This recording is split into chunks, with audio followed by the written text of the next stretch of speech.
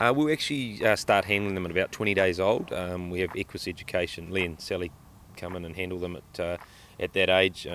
We put this in place probably 10 years ago now, and they get handled for 6 days at that stage, and it's fantastic. They get that over probably a 2-week period, and then after that they come in and get their feet trimmed once a month. And then they're coming through the crush with the mare, and so they get some sort of handling then, but really they don't get rehandled until probably February of the next year.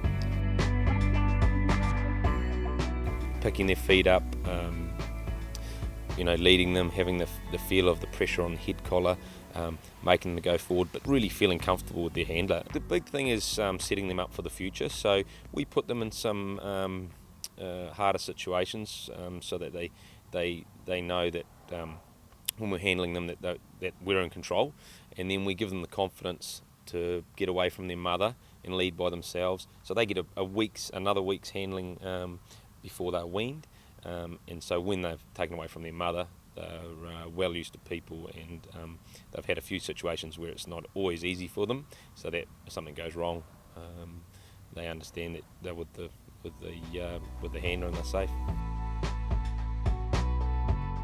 Oh, it's hugely important. We're teaching these horses to become athletes, go into a stable situation where they don't always have the best horseman handling them maybe, or they're going on planes, trucks, lots of different situations, and if you get it wrong at the start, it can affect them for life. Oh, certainly back in the day we didn't do a lot of the handling we do now.